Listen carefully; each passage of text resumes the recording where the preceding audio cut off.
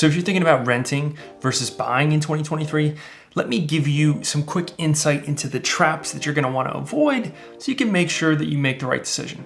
Good morning, good afternoon, good evening. My name is Conor Green. I'm a realtor here in Tampa Bay and the owner and team leader at the No BS Group. And this video is for all of those people who are renting right now, who have been considering buying, but also considering maybe just continuing renting, confused with the whole market, somewhere in between the spectrum. They don't really know what to do. So I'm gonna give you the top 3 things that you need to be focusing on and you need to be aware of. I've also made another video on my YouTube channel about renting versus buying. It kind of breaks down more of like the pros and cons and a little bit of a cost benefit analysis. So make sure to check out that one too after this. All right, so let's dive into a little bit of the data first. All right, so number 1, don't fall into the high rental rate traps. And let me show you my screen so I can show you some of the data and what I'm talking about here. So if we look here at the median ask rent, which just means the middle, it's pretty similar to average, but kind of takes out the outliers. Since 1988, you can see as far as the graph goes, over the past few years, we've seen a quite dramatic increase in rental rates.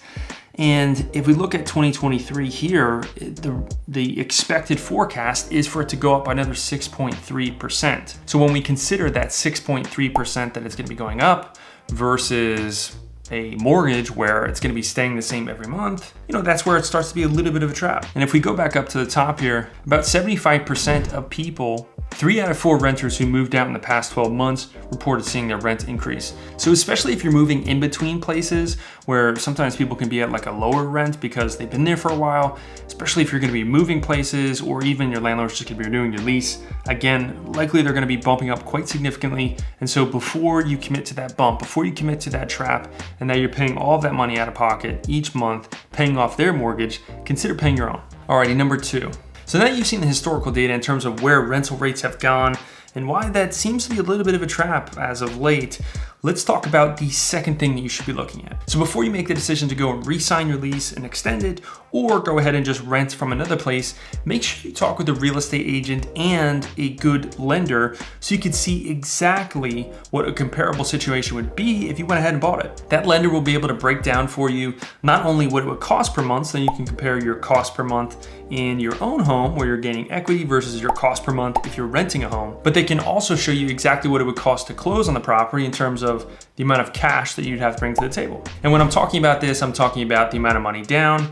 Let's say you put 3.5% down on an FHA loan or maybe 5% down on a conventional loan, as well as the lender fees and closing costs, which sometimes are about 1 to 2% of the purchase price as a little quick tip. So the lender and the real estate agent are gonna be able to show you, okay, here's exactly how much money you would need to be able to buy the property. Here's how much it would cost you per month. And then you can see, okay, do I have the money necessary to buy a property? And then how does my monthly expenses, where A, if I own my own place, I'm now gaining equity, versus B, if I'm renting a place, helping the owner and the landlord gain equity. Because really guys, at the end of the day, either A, you're paying your own mortgage, or B, you're paying your landlord's mortgage, but there are just no free lunches. So one way or the other, you are paying a mortgage. And I can guarantee you that with higher rates and higher inflation and all, landlords are going to continue to raise those prices. So you're really not saving any money by renting. And going back to what I was talking about before, because of inflation, rents will continue to rise over time, whereas your mortgage payment will stay the same. And that's really the magic of it. Now, the third thing that you need to be focusing on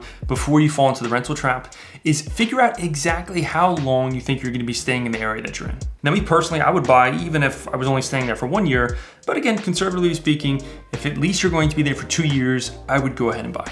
Not only are you gaining equity each month as you pay off your mortgage, but from a long-term perspective, it's also a passive investment strategy to build long-term wealth. And that wealth comes from appreciation. So if you're not super diligent when it comes to taking money from your check and investing it in the stock market or bonds or whatever you're very good at, I mean, if you're really good at investing in cryptocurrency, currency exchange, whatever it is, I don't really care. But if you don't have a really solid and reliable long-term play for building wealth, then real estate is such a fantastic opportunity to do that in a pretty passive and uncomplicated manner. As I've said multiple times before, if you just focus on buying a property every 5 years, and after you leave that property, you then make that property a rental. And when you buy your property, try to buy something that would make a good rental. Then I can guarantee you, after you buy the first property, 5 years later, buy the second one, then the third one, the fourth one, the fifth one, you'll be sitting pretty. So there you go, guys. Before you fall into the rental trap in 2023, make sure you know the data as far as rental rates. Know that rental rates are expected to go up by 6.3% in 2023, and that as inflation goes up, rental rates will continue to go up too. Know that rental rates are expected to go up by about 6.3%, and as inflation goes up, again, rents go up. Versus a mortgage where inflation goes up and your mortgage doesn't change. Number two, have that conversation with the real estate agent and lender so that way you can compare your monthly expenses if you were to buy a property in terms of, okay, I need this amount of money to be able to close on the property, and then here's how much it's gonna cost me each month, versus if I rent, this is what I'm looking at. And then number three, use the rule of thumb that if you're gonna stay in the area for at least 2 years, I would recommend buying the home, not only from a personal pleasure standpoint, but also from a long-term wealth strategy standpoint. Now, all of this was super high level, so if you have any questions, go ahead and drop a comment below. I would love to answer it for you. If you have any thoughts on the topic, whether you agree, disagree with me, or have other strategies or things that we should be thinking about, go ahead and drop a comment below too so everyone can check it out.